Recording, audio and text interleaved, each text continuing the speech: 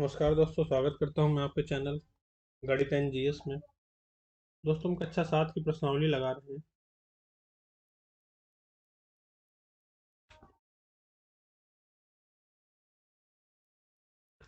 कक्षा 7 की दोस्तों प्रश्नावली संख्या 3.4, कक्षा 7 की एनसीईआरटी कक्षा 7 की एनसीईआरटी लगा रहे हैं हम लोग।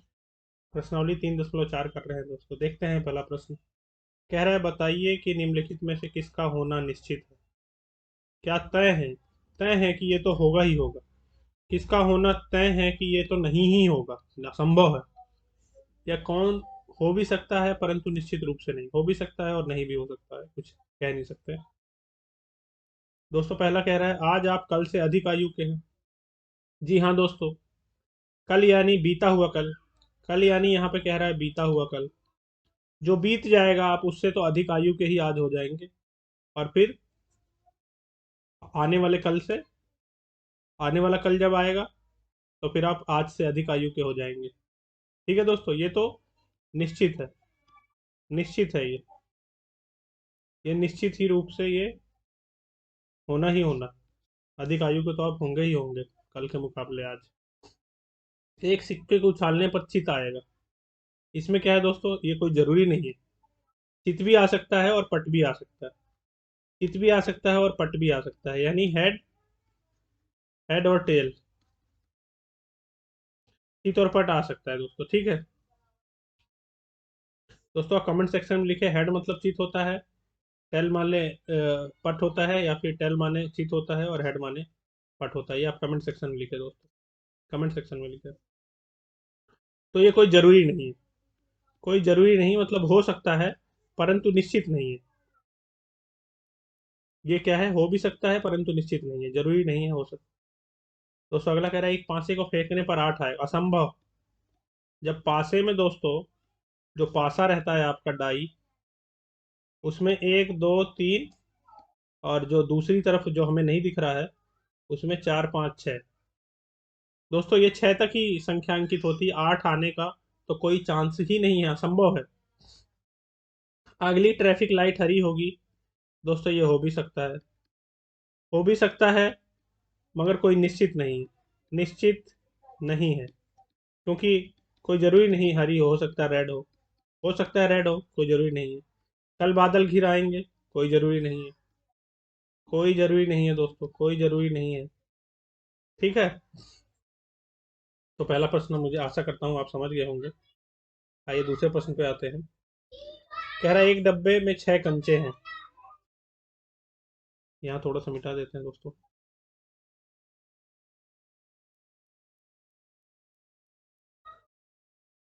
ठीक है दोस्तों,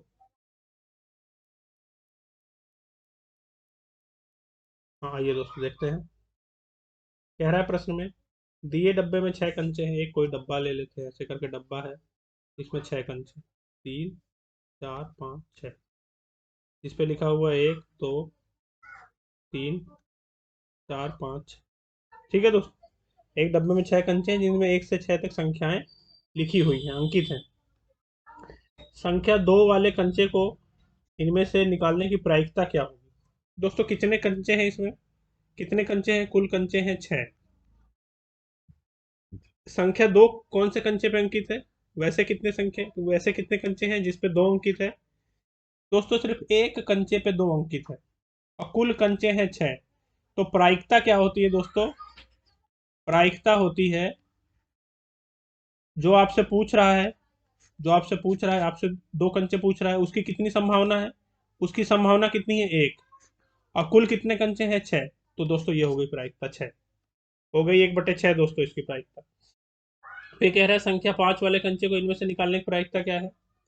तो संख्या 5 की संख्या कितनी है दोस्तों, जिसपे 5 लिखा है, ऐसे कंचों की संख्या कितनी है, सिर्फ एक ही कंचा है वो भी है, तो उसकी भी प्रायिकता हो जाएगी दोस्तों। या किसी भी एक कंचे को निकालने की प्रायिकता, 1 2 3 4 5 6 जिसपे लिखा है, कोई भी एक, 3 निकाल, ऐसा कंचा जिसपे 3 लिखा है उसकी प्रायिकता क्या होगी, उसकी भी 1/6 होगी। जिसपे 4 लिखा है उसकी प्रायिकता क्या होगी, उसकी भी 1/6 होगी। ठीक है दोस्तों, यहीं पे यदि मैं आपसे पूछ लूं, यहीं पे यदि मैं आपसे पूछ लूं मैं, क्या पूछूं दोस्तों, अगर मैं पूछूं आपको कि वो कंचे वो कंचे वो कंचे निकालने की प्रायिकता वो कंचे निकालने की प्रायिकता कौन से कंचे दोस्तों?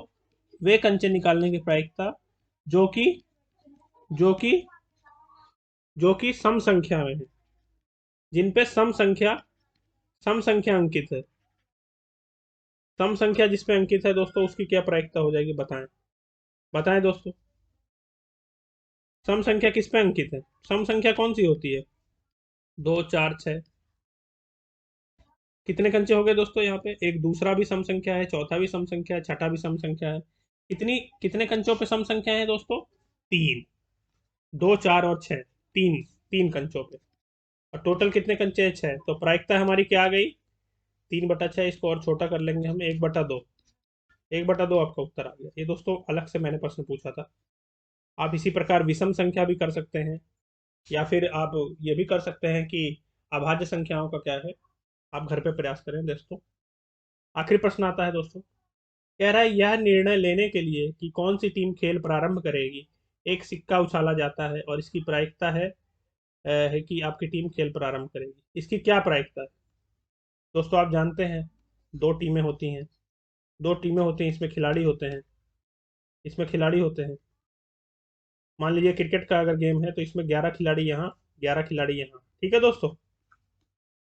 फिर उनका कप्तान आता है एक। एक इस खिलाड़ी का, ये मान लीजिए एक ए टीम है, ये बी टीम है, दोनों में 11-11 खिलाड़ी हैं। इसका दोस्तों कप्तान आएगा, इसका कप्तान आएगा, इसका कप्तान आएगा और इसका कप्तान आएगा। और दोस्तों एक रेफरी आएगा, वो सिक्का उछालेंगे। सिक्के को उछालेंगे, उस पर हेड टेल लिखा रहेगा। एक उछाले एक जो रहेगा वो बोलेगा कि हेड। और मान लो अगर हेड आ गया और इसने बोला और हेड आ गया तो ये जीत गया। और हेड नहीं आया तो ये वाली टीम जीत गई। फिर ये टीम आरंभ करेगी खेल। तो दोस्तों क्या क्या आ सकता है सिक्के पे? क्या आ सकता है? एक कोई सिक्का है, उस पर क्या आ सकता है? या उस पर आ सकता है चित, या आ सकता है पट। यानी हेड और टेल, दो ही चीजें तो आ सकती है सिक्के पे, कि सिक्के पे सिक्का खड़ा हो जाएगा शोले पिक्चर की तरह। उसको हम उसको निकाल देते हैं, सिक्का खड़े होने को कोई चांस। या तो सिक्का चित दिखाएगा या पट दिखाएगा। दोस्तों दो ही चांस है। तो टीम ए खेल शुरू करेगी, इसकी क्या प्रायिकता होगी? कोई एक आने के चांस है दोस्तों, 1/2। और ये खेल प्रारंभ करेंगे 1/2।